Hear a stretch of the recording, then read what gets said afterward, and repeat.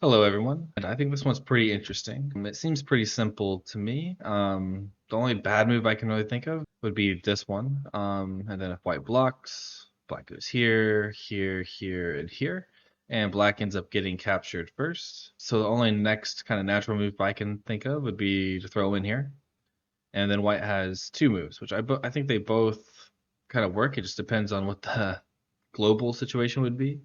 But for the Tsumego, I'm not sure if there's a right or wrong answer. So white connect here, black goes here, and then it turns into a ko. So the ko is kind of all or nothing, where black takes first, so it should be good for black because he took first and can capture on his next move. But a variation that I found that I think is better for white is to just connect here. Black goes here, here, and then black Ataris. And if white tries to capture, black captures first. So white has to extend here, and black captures some of it, but not all of it. So I'm not sure, like both seem good for black, and I would prefer this for white if I knew that I couldn't win a ko fight. But if I could, then the ko would obviously be better. But yeah, I thought that was interesting. Let me know in the comments if there was any variations that you saw, which one you think is better, and I'll see you tomorrow.